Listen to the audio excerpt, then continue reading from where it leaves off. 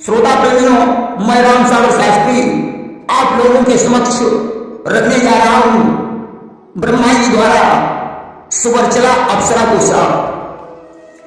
देखिए, एक बार ब्रह्मा जी की सभा में नृत्य गान का आयोजन हुआ। नृत्य करने के लिए वैसे तो स्वर्ग में अनेकों अप्सराएं थीं, उर्वशी, तिलोत्तमा, मेनका, रंभा, हरिणी आदि के अलावा अन्य बहुत सी नृत्य गान में प्रवीण और रूपवती अप्सराएं थीं। परंतु ब्रह्मा जी ने उनमें से सुवर्चला नाम की अप्सरा को ही चुना। अब आप लोग कहेंगे कि इंद्र की सभा में अप्सराओं के नृत्य गान की चर्चा तो ठीक है, क्योंकि इंद्र नृत्य गान का प्रेमी था। परंतु ब्रह्मा जी की सभा में नृत्य गान का आयोजन हुआ, यह बात समझ में नहीं आई। देखिए, भागवत महापुराण में आप लोगों ने सुना होगा कि जिस समय आनर्त देश के निवासी राजा रेवत अपनी पुत्री रेवती के लिए योग्य वर ब्रह्मा जी से पूछने के लिए गए, वहां ब्रह्मा जी की सभा में गंधर्व गा रहे थे। रेवत वहां बैठकर गंधर्वी गीत सुनने लगे। गीत समाप्त होने के बाद उन्होंने ब्रह्मा जी से पूछा कि पितामह, मेरी पुत्री के लिए कोई योग्य वर बताओ। ब्रह्मा जी ने कहा, वत्स, जितनी देर तुम्हें यहां आने में हुई है उतनी देर में 27 युग का समय बीत चुका है। अब मृत्युलोक के सारे राजकुमार मर चुके हैं, इसलिए रेवती का विवाह रोहिणी के पुत्र बलराम के साथ कर दो। वहीं भागवत के पंचम स्कंध के पंचम अध्याय में गंधर्व अप्सराओं के नृत्य गान का वर्णन आया है, इसलिए ये कोई शंका का विषय नहीं है। ब्रह्मा जी की सभा में गंधर्व और अप्सराओं का नृत्य गान होता रहता था। आज तो आज ब्रह्मा जी ने अपनी सभा में नृत्य का आयोजन किया। नृत्य के लिए उन्होंने सुवर्चला अप्सरा को नियुक्त किया। सुवर्चला सभी अप्सराओं में प्रमुख और नृत्य गान में प्रवीण थी। सभा में तमाम देवता और गंधर्व विराजमान थे। नृत्य के समय सुवर्चला कामातुर हो गई। अचानक उसने नृत्य करना बंद कर दिया। नृत्य भंग होने के कारण ब्रह्मा जी को क्रोध आ गया। उन्होंने कहा, सुवर्चला, तूने नृत्य भंग करके हमारी सभा का अपमान किया है, इसलिए मैं तुझे साथ देता हूं, तू क्रोधी हो जाएगी। कि क्रोधित ही विधिनो शापा अहो ग्रधी तुम अपने ही पापा। अब तो सुवर्चला ब्रह्मा जी की स्तुति करने लगी। उसने कहा, विधाता, आपका श्राप अमोघ है, अब मेरा उद्धार कैसे होगा? तेरी कहा वचन अमोघ तुम्हारा, अब कसर हुई है उद्धार हमारा। ब्रह्मा जी ने कहा, सुवर्चला, अब श्राप तो वापस नहीं हो सकता है। जैसे कमान से छोटा हुआ तीर और मुख से निकली हुई बात वापस नहीं आती, उसी तरीके से श्राप को वापस नहीं किया जा सकता है। अब तो तुम्हारी मुक्ति का एक ही उपाय है। जब तुम मृत्युलोक में गधी बनकर निवास करोगी तो तुम्हें एक सुकर्म करना पड़ेगा। अयोध्या में स्वयं भगवान दशरथ के रूप में अवतरित हो चुके हैं। महाराज दशरथ की 3 रानियां हैं। जब उनके यहाँ पुत्र नहीं होगा, उस समय वे गुरु वशिष्ठ की सम्मति लेकर पुत्रेष्टि यज्ञ करवाएंगे। यज्ञ पूर्ण होने पर अग्निदेव पायस लेकर प्रकट होंगे। सुवर्चला ने कहा, विधाता, पायस क्या होता है? ब्रह्मा जी ने कहा, पायस का मतलब खीर होगा।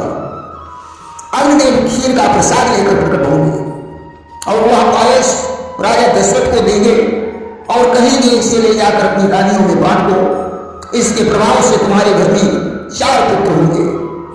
दशरथ वह पायस अपनी रानियों में बांट देंगे। कैकेयी पूर्व जन्म की कला है, इसलिए वह अपने भाव पर सोच विचार करेगी। तुम उसके हाथ से पायस छीनकर अंजन पर्वत पर गिरा देना। पायस गिराते ही तुम पुनः सुवर्चला बनकर स्वर्ग में आ जाओगी। अब सुवर्चला ब्रह्मा जी के साथ से गृधी बनकर अयोध्या के जंगलों में निवास करने लगी। वह दशरथ के बारे में पता लगाती रहती थी। धीरे धीरे वही समय आ गया। दशरथ ने पुत्रेष्टि यज्ञ का विधान किया। अग्निदेव ने उन्हें खीर का प्रसाद दिया। उन्होंने रानियों में जाकर बांट दिया। गृधी के रूप में सुवर्चला ने झपेटा मारकर कैकेयी के हाथ से पायस छीन लिया और ले जाकर अंजन पर्वत पर गिरा दिया। पायस गिराते ही वह सुवर्चला अप्सरा बनकर स्वर्ग को चली गई। अंजन पर्वत पर केसरी अपनी पत्नियों के सहित निवास करता था। केसरी की 2 पत्नियां थी, जिसमें बड़ी पत्नी का नाम अंजनी था। केसरी के कोई संतान नहीं थी। आज केसरी अंजन के सहित बैठा हुआ था। ज्यों ही ऊपर से पायस गिरा, अंजनी ने देखा और उठाकर खा लिया। उस पायस के प्रभाव से अंजनी गर्भवती हो गई और जिसके गर्भ से हनुमान का जन्म हुआ। देखिए, यहां कैकेयी को कौशल्या और सुमित्रा ने अपना अपना थोड़ा थोड़ा भाग दे दिया। आज तो दशरथ के घर में कौशल्या से राम, सुमित्रा से लक्ष्मण और शत्रुघ्न, कैकेयी से भरत का जन्म हुआ और इधर अंजनी से हनुमान जी का जन्म हुआ। इसीलिए हनुमान चालीसा की एक चौपाई आई है कि रघुपति की बहुत बड़ाई और तुम मम प्रिय भरत सम भाई। भगवान राम ने हनुमान जी की बड़ी प्रशंसा की और कहा कि तुम मुझे भरत भाई के समान प्रिय हो। राम ने लक्ष्मण का नाम नहीं लिया, शत्रुघ्न का नाम नहीं लिया, स्वयं का नाम नहीं लिया, क्योंकि जिस पायस से हनुमान जी का जन्म हुआ था वो कैकेयी के हाथ का पायस था। इसलिए भगवान राम हनुमान जी को भरत के समान भाई कह रहे हैं। पुराणों में हनुमान के जन्म की विभिन्न प्रकार की कथाएं हैं। प्रत्यक्ष रूप में हनुमान जी कुछ भी हों, परंतु परोक्ष रूप में वे कैकेयी के पुत्र यानी भगवान राम के भाई हैं। देखिए, इंद्र को स्वर्ग का राजा माना जाता है। इंद्र एक पदवी का नाम है। इंद्र का शासन 71 चतुर्युग का होता है, अर्थात एक मनवंतर में एक इंद्र होता है। तपस्या करके इंद्रासन प्राप्त होता है। जो भी इंद्र का इंद्रासन प्राप्त करता है वह सिंहासन जाने के भय से कामदेव और अप्सराओं के द्वारा ऋषियों की तपस्या भंग करवाने की कोशिश करता है। विश्वामित्र की तपस्या में मेनका ने बाधा डाली, वहीं देवर्षि नारद की तपस्या में इंद्र ने ब्रह्मा को भेजा। एक बार मृकंड ऋषि के पुत्र मारकंडेय की तपस्या कर रहे थे। इंद्र को आशंका हो गई कि ऐसा न हो मेरा सिंहासन चला जाए। इंद्र ने उर्वशी को बुलाकर कहा, जाओ अपना सारा साज श्रृंगार बनाकर मारकंडेय की तपस्या भंग करो।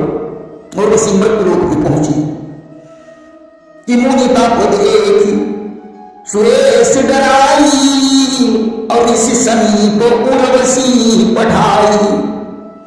उर्वशी मृत्यु लोक में पहुंची। उसने अपनी माया से वसंत ऋतु उत्पन्न कर दी। मुनि की आगे नाचने लगी, परंतु मारकंडेय पर कोई प्रभाव नहीं पड़ा। तब उर्वशी निवस्त होकर नृत्य करने लगी। उस समय मारकंडेय ने कहा, उर्वशी तू ये क्या कर रही है? इस सघन जंगल में तेरे आने का प्रयोजन क्या है? अरे मैं ऐसा वैसा योगी नहीं हूं जिसका चित्त चलायमान हो जाए। उर्वशी ने कहा, मुनिवर मैं तो आपकी समाधि को बिगाड़ने के लिए आई हूं। अब मैं हार मानकर जब वापस लौटूंगी तो इंद्र मुझ पर क्रोधित होकर मुझे कड़ी सजा देंगे कि तुम मारकंडेय की तपस्या भंग नहीं कर पाई। ये तो सिंह ही चवही स्वर्ग के राजा, अब क्यों नहीं की ना मारो काजा। इसलिए मुनिवर अब तुम ही मुझे बताओ कि मैं क्या करूं। मारकंडेय ने कहा, उर्वशी प्रत्यक्ष में तो मैं पृथ्वी पर तपस्या कर रहा हूं, परंतु परोक्ष रूप में मेरी धारणा ब्रह्मलोक में लगी है। इसलिए तू हमारी समाधि को भंग नहीं कर पाई। ब्रह्मलोक की अप्सराओं के आगे तेरी कोई सुंदरता नहीं है। उन अप्सराओं से भला तेरी क्या तुलना हो सकती है?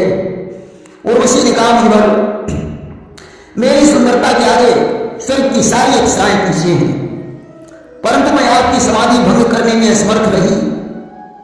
अब तो वापस लौटने पर मुझे दंड भोगना ही पड़ेगा, क्योंकि मैं इंद्र की पटरानी हूं। इसलिए मुनिवर आप हमारे साथ स्वर्ग को चले। वहां चलकर आप इंद्र को समझा देना। मार्कंडेय ने कहा, अच्छा जब इंद्र की मृत्यु हो जाएगी तब तुम किसकी पटरानी बनेगी? उर्वशी ने कहा, तब कोई दूसरा इंद्र बनेगा, मैं उसकी पटरानी बन जाऊंगी। इस तरह 14 इंद्रों की पटरानी बनूंगी और बनकर स्वर्ग का सुख भोगूंगी। मार्कंडेय ने कहा, जब सभी इंद्र मर जाएंगे तब तुम क्या करेगी? उर्वशी ने कहा, 14 इंद्रों के बाद मैं भी मर जाऊंगी और मरने के बाद मृत्युलोक में गधी बनूंगी और 14 इंद्र गधे के रूप में अवतरित होंगे।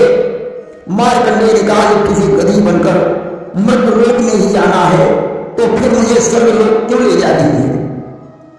उर्वशी बोली, अपनी इज्जत रखने के लिए, नहीं तो इंद्र कहेंगे तुम हार कर वापस लौट आई। मार्कंडेय ने कहा, क्या गधी की भी इज्जत होती है? तो आज भी गधी है, क्यों तुम 14 पतियों की पटरानी बनना चाहती है और यह भी जानती है कि मरकर मुझे गधी बनना पड़ेगा।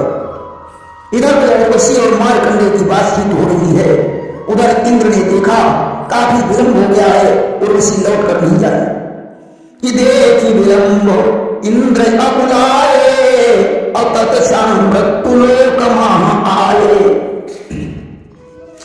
इंद्र मार्कंडेय इसके पास पहुंचे, उन्होंने उन्हें प्रणाम किया और कहा, मुनिवर मेरे अपराध को क्षमा करना, मैं आपको इंद्रासन समर्पित कर रहा हूं। मार्कंडेय ने कहा, इंद्र मैं इस पदवी को लेकर क्या करूंगा? इंद्रासन तो सूखी हड्डी के समान है जिसकी जरूरत कुत्तों को होती है। गोस्वामी तुलसीदास जी ने लिख दिया कि सूख हारई भाग सठ स्वान निरखी मृगराज।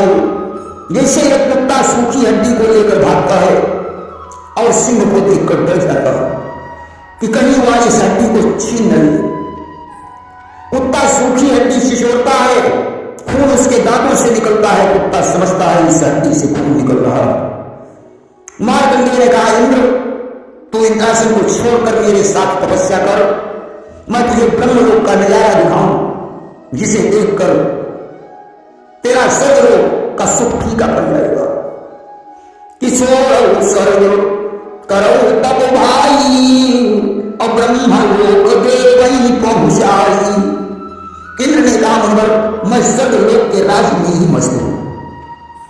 आज मार्कंडेय को प्रणाम करके इंद्र उर्वशी के सहित वापस चला गया। प्रेम से वृंदावन बिहारी लाल की जय।